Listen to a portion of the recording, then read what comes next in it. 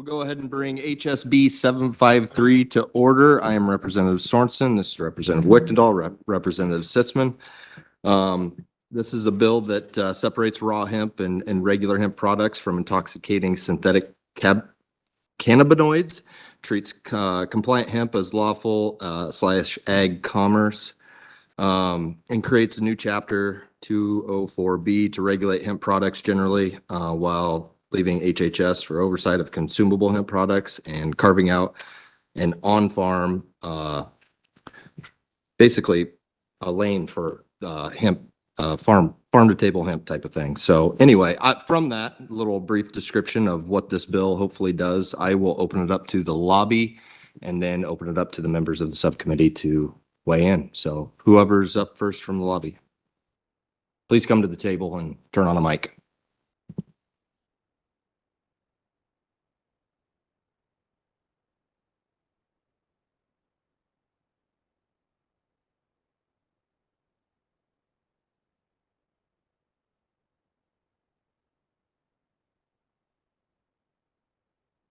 Oh, well, accurate. You put me in, ready to go? Yep. All right. My name is Earl Ramey. I represent Iris Isle, Winterset, Iowa. I've been a USDA producer since 2020. Originally got in the program to work with the plant and produce for consumable hemp. As we have learned over the years, it's just not working for anybody. When I started growing, there's a 2% negligent violation. You can look that up in like 204 or 641. Robin Prusner would be the person to talk to about how it used to run. And that 2% negligent violation also helped protect Kemen, which is huge. I mean, Kemen's like our leader in this, and I watch them, their USDA production. It's awesome. Right now, we're looking at South Africa moving to 2% on their agricultural side. And we do have Kemen there in South Africa, which is cool because now they get to work with the plant even more to get it into commerce and stuff. But off that subject and back onto this, I love the bill. I read it. I asked that, you put the negligent violation in there of that 2% that Iowa once currently had. I asked that the terms for the full spectrum as the executive order that Trump signed in 2025, after the federal law was signed, it separates hemp-derived cannabinoids. It talks about it in here, and it says, Section 2, Part B, it says, public affairs shall work with Congress to update the statutory definition of final hemp-derived cannabinoid products to allow Americans to benefit from access from appropriate full spectrum. Full spectrum is whole plant. Whole plant is what we grow. The product we produce has got full spectrum right on the front of it. Also, I've talked to the HHS. I've talked to Brian Strauss at DPS. I talked to the Attorney General's office. I've talked to legislators, my local sheriff, everyone. And they say, as you know, raw hemp, and therefore as an agricultural commodity, and as the product is not consumable hemp product, straight from Alicia. So that puts me in a position of looking back at what's really happened here. 3% on Iowa's medical program, the original thing wasn't enough for MedFarm to do the job. Wasn't enough to get anybody anything. So 3% actually equals 0.3 on a liquid dry comparison to dry weight. So my 0.3% on a plant dry weight equals 0.03. So it's a non-intoxicating product. We're just asking for farm produced products to be available, sort of like cottage law, but not cottage law, still regulated. Other than that, let's see, get my stuff here. I talked about the article. Here in Iowa, we have an impact that's been severe. We once had 220 hemp farms. Today, we roughly have 15 remaining. Farming never had a solid ground to stand under the 0.3 framework. We're not asking for special treatment. We're asking for workable agricultural standard. I respect and request 3% negligent threshold for the USDA approved cannabis sativa oil growers, creating a clear legal pathway for botanical, full spectrum natural produced products, consistent with structure already recognized in the medical and consumable hemp markets.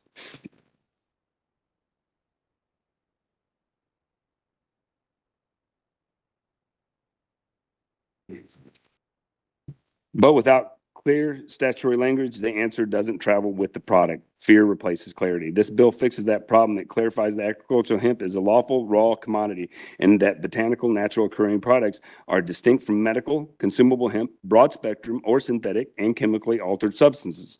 This bill is not about recreation. It is not about pharmaceuticals. It is about farms, crops, and commerce, giving Iowa farmers something they can point and to say, this is legal. Will you do business with me? After 6 years of lawfully farming, 3 years being here in front of you, that clarity matters. Thank you for supporting Iowa agriculture farms and this bill. With it, we can keep producing lawful botanical products, giving farmers clarity, commerce, and a future beyond novel synthetic alternatives. Most of all, this is a true agricultural bill Iowa can rely on, build its future around. We look at since 1941 and actually 1921, I'll leave this packet with you too, so you guys, if you want to review it. Since 1921, Iowa had their first cannabis hemp bill. 1941, Delta 8 was created, the notorious Delta 8, through the 80s and 2000s, 400 of these novel cannabinoids was discovered and used through like spice and things like that, and kratom discoveries and all that. In 2007, and in 1999, the DEA moved dronabidol in synthetic forms, which is other names 7, 8, 9, 10, to Schedule 3, 99 for medical and research. Just looking back at kind of the path that agriculture has been on is nowhere from day one. It's been nowhere. We come into a market, got involved in it, invest money, and watch people like Craig Knoyer. He produced hemp. Yeah, I talked to him. He's like, man, I wish I would have got into it because it's not fair. It's not what we need. It's something needs to be changed. That was years ago. But that's about what I got everything in here. I don't want to speak too long on what you guys, if you guys would look over some of it and take in consideration what we're looking at. I think we need one bill, like every other state around us. We got Nebraska that made millions of dollars last year off their hemp bill, but they didn't alleviate the synthetic versions, which belong in medical. Synthetics belong in medical. Compounds belong in medical. Natural, it needs to be changed. It just doesn't need a consumable hemp lane with the same regulators regulating both programs. We take the same test. I got copies of my test. We have to take pretty much identical tests. Outdoor, you can produce 85% more plant material than you can indoor. And I grow outdoor, indoor, and it's safer outdoor because my beneficial bugs work outdoor. And if I see a plant that's not doing well, I'll pull it out of the ground because I got all these others that are producing. So indoor, you have to destroy the whole place and clean it up. So that's all I got. Thank you. Appreciate you guys.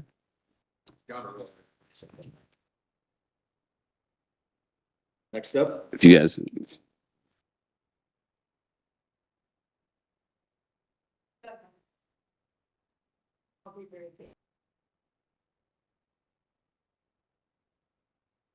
Haley Hook, Department of Agriculture and Land Stewardship. We are just monitoring the bill, registered undecided. All I would add is we are added back in a few different places in the bill. We did hand back the program to USDA, I believe it was 2 years ago. So we don't have like staff or anyone dedicated to the hemp program. So some of the new responsibilities would be a little bit out of our purview. So that's all I would say for the department. Good afternoon, friends. Teresa Armsy here representing the Iowa Hemp Alliance. And so we are familiar with Earl's legislation, what he's trying to create, and some new opportunities that are exciting for the agriculture and farm community, which we completely support.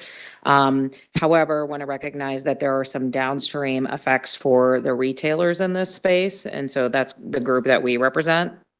So what we see in this is that I was trying to draw a line between natural hemp cannabinoids and then anything otherwise that they see as converted or synthetic. And for retailers, that could mean that some of today's best selling products, and for the record, there are very few now that we can get to put on the shelves in Iowa, that this could create some gray area for those products. And then customers would likely see fewer options and probably higher prices.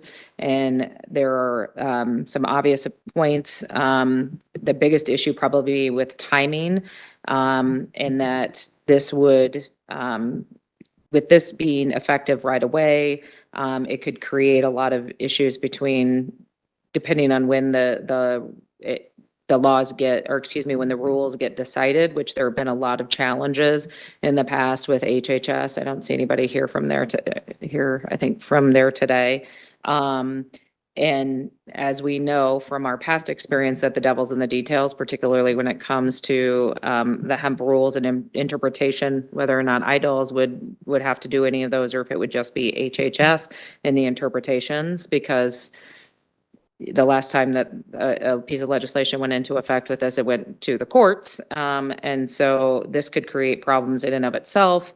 And then businesses could be stuck in guessing what's safe or eligible to sell. So just knowing that, again, understanding what Earl's trying to accomplish and support that, but understanding that we think that there's some gray area in here that's going to create some problems for the retail businesses as well.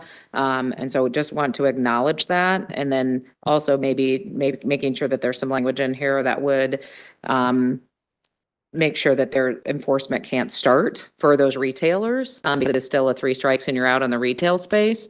And so if that creates those problems, it would be the retailers and everybody. So if we ensure there's some time gap in there for the retailers before any enforcement could start.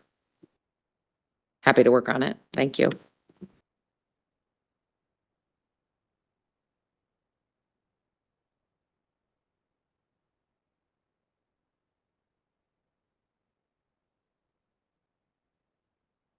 Sorry about that. Robert Palmer, on behalf of Med Farm, we're just here monitoring to learn more. Thank you.